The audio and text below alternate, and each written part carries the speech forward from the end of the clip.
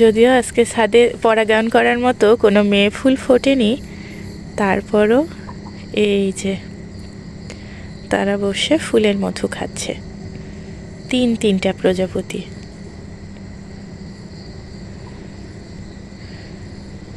রাতে ছাদে এসে হঠাৎ করে লাউ গাছের কাছে আসতেই দেখি তারা এভাবে বসে রয়েছে। কি সুন্দর দেখতে, মাশাআল্লাহ।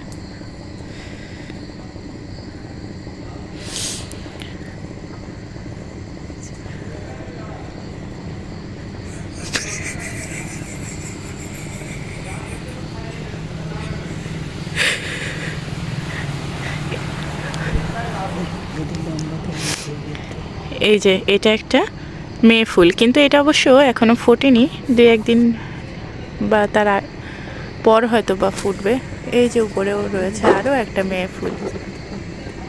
আর এই যে আমি বিরক্ত করায় প্রজাপতিগুলো এভাবে উড়ে বেড়াচ্ছে। আমার আসলে এভাবে বিরক্ত করা ঠিক হয়নি। এখানকারগুলো এখনও এখানে আছে, কিন্তু উপরে যে প্রজাপতিগুলো ছিল ফুলের উপর সেগুলো সবাই উড়ে গেছে। আর এই যে এই পাশে আমার হাতে এই বাগানে প্রথম লাউ এটা। এর আগে অবশ্য আম্মু লাউ গাছ লাগিয়েছে, সেখান থেকে লাউ হয়েছে, কিন্তু আমি কখনো লাউ গাছ লাগালে হয় না। এটাই প্রথম যে আমার হাতে লাগানো গাছে লাউ ফলেছে, মাশাআল্লাহ। আর এই যে পাশে শসাগুলো, এই ছাদে টিয়া পাখির জন্য তেমন কোনো ফল রাখা যাচ্ছে না। যে কাঁচামরিচগুলো হয়েছে আমাদের ছাদে বেশিরভাগই টিয়া পাখি এসে খেয়ে নিচ্ছে, আবার এই শসাও টিয়া পাখিতে খেয়ে নিচ্ছে। এই যে এখানেও একটা ফুল ফুটে আছে, এটাও কিন্তু ছেলে ফুল। আজকে ছাদে কোনো মেয়ে ফুল ফোটেনি লাউয়ের। ছবি তোলার জন্য যখন এদের আলো দিয়েছি তখন হয়তো তারা একটু বিরক্তই হচ্ছে। আর এই যে তারা কেমন একসঙ্গে বসেছিল, এখন কিন্তু একজন সরে গিয়েছে।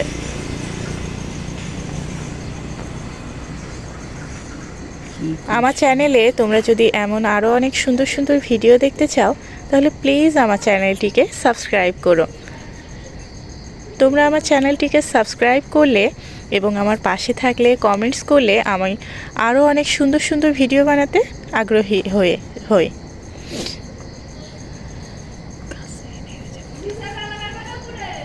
দেখো কি সুন্দরভাবে মধু খাচ্ছে। ওরা হয়তো এই সুরের মাধ্যমেই খাওয়ার খায়।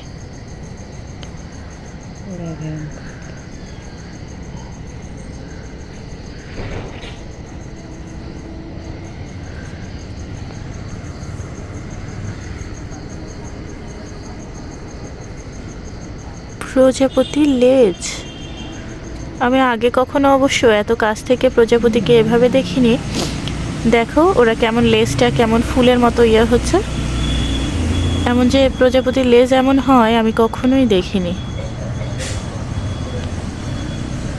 ও আসলে বুঝতে পেরে গিয়েছে যে ওকে আমরা বিরক্ত করছি বা আলো দিচ্ছি, এই জন্য হয়তো ও নিজেকে বাঁচানোর জন্যই হয়তো বা এমনটা করছে, কারণ অন্য কোনো প্রজাপতিগুলো কিন্তু এমন করছে না, তারা কি সুন্দরভাবে মধু খেয়ে যাচ্ছে। এই একটা মাত্র প্রজাপতি, আমি বুঝলাম না কেন লেজটাকে দেখো ফুলের মতো কেমন ছড়িয়ে রেখেছে।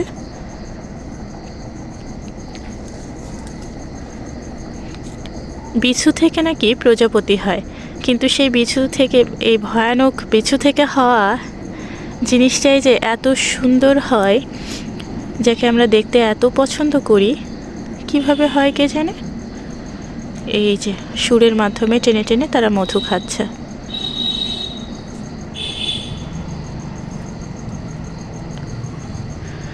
ওদের দ্বারাই আমাদের এরকম হাজার রকমের ফল ফসল পরাগায়িত হয়। ওরা না থাকলে হয়তো আমরা এত ভালো ভালো ফল ফসল পেতেই পারতাম না। আমি এখনও বুঝতে পারছি না এই প্রজাপতির লেজটা এমন কেন।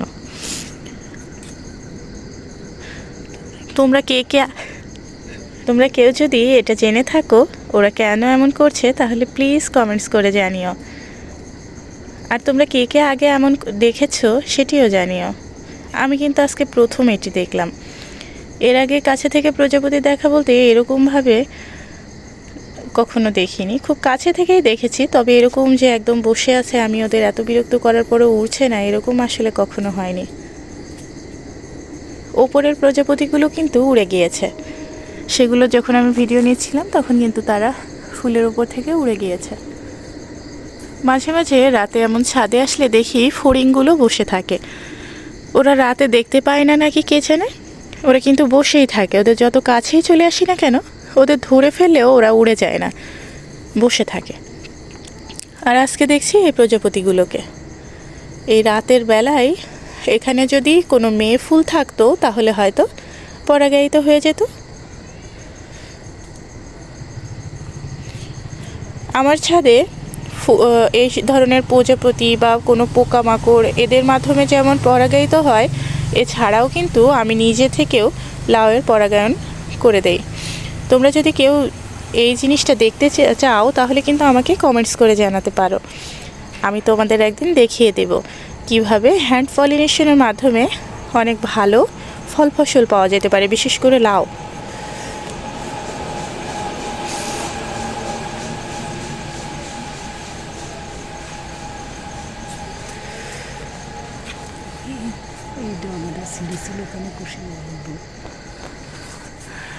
এইখান থেকে আমি এই ডগাটা ছিঁড়ে দিয়েছিলাম, কারণ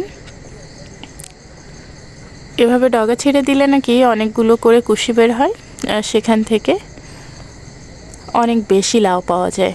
এর আগে অবশ্য আম্মু এমনটা করেছিল, তবে এই প্রথম আমি এই লাউ গাছটাই এমন করে দিয়েছি। পরবর্তীতে কি হয় সেটি তোমাদের দেখাবো। আমার তো মনে হচ্ছে বেশ ভালোই হয়েছে, সফল হয়েছে। আমি পরবর্তীতে তোমাদের আপডেট দিব। আর এই যেটা বলছিলাম, আমার ছাদে যে শশা গাছগুলো রয়েছে, শশা ফুলের পরাগায়ন কিন্তু একটু কঠিন। যেহেতু শশা ফুলগুলো মাটির দিকে নুয়ে থাকে, তাই এর পরাগায়ন খুব একটা বেশি হয় না বললেই চলে। বিশেষত আমার ছাদে হয় না, কারণ এখানে একটু পোকামাকড়ের উপদ্রব কম, যার কারণে এই শশার পরাগায়ন খুব কম হয়। এই জন্য আমি হ্যান্ড পলিনেশনের মাধ্যমে এদের পরাগায়ন করে থাকি। এই লাউটাও কিন্তু হ্যান্ড পলিনেশনের মাধ্যমে পরাগায়িত করা।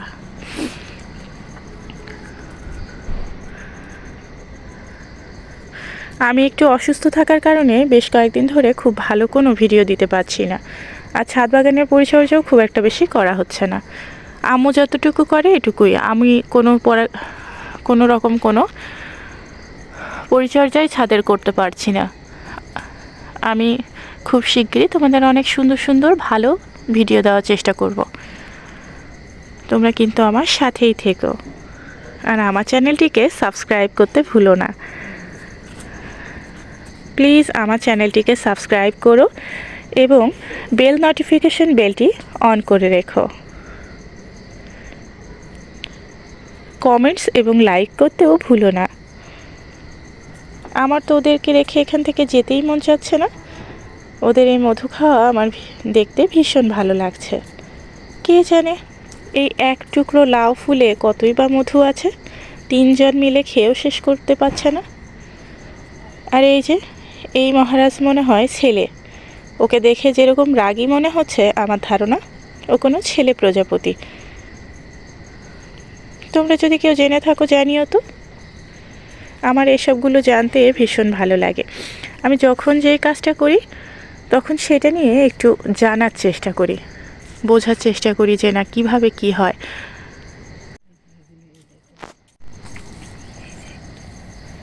আমি যখন ছাদে প্রথম গাছ লাগাই তখন কিন্তু আমি তেমন কিছুই জানতাম না গাছ বা এদের পরিচর্যা সম্পর্কে।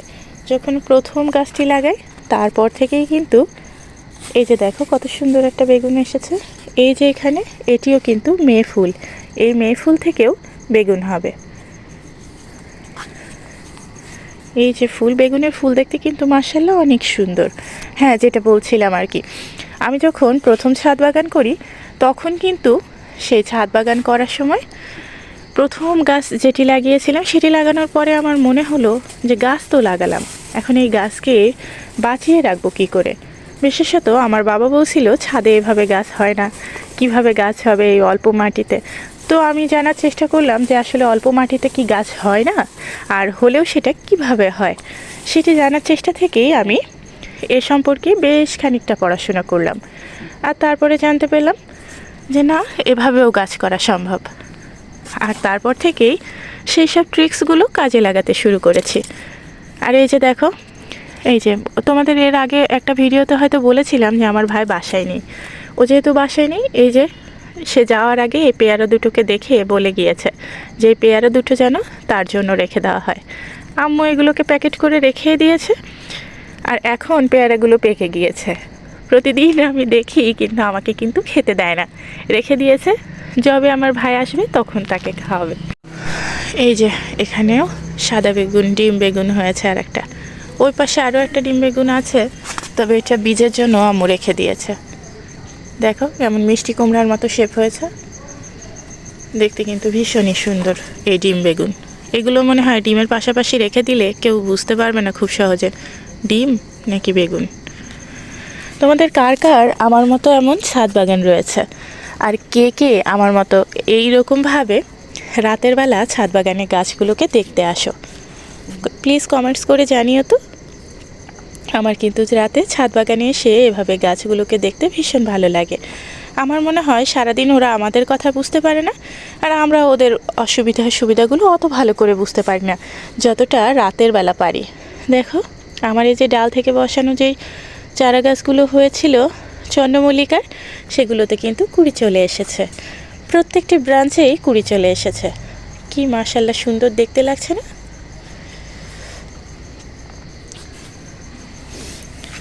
তোমাদের আর একটি জিনিস দেখায়, এটি কিসের ফুল বলতে পারো? এই বেগুনি রঙের টুকটুকে ফুলটি কিন্তু শিম ফুল। এই যে যে সাপের মতো লতানো পেঁচানো শিমগুলোকে দেখতে পাচ্ছ, এই শিম গাছের ফুল এটি। এই শিমগুলো খেতে ভীষণ মজা। আম্মু এগুলোকে কি ফুল যেন বলে, কি শিম এগুলো?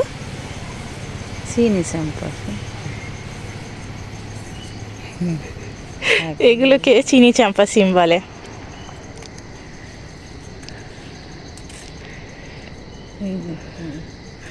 এই যে আরও সিম হয়েছে, তবে এই যে তাদের কিন্তু কোনো শান্তি নেই। হ্যাঁ, এই যে আলুর গাছ না, তাদের এমনভাবে এই যে আরও আলুর গাছের সিম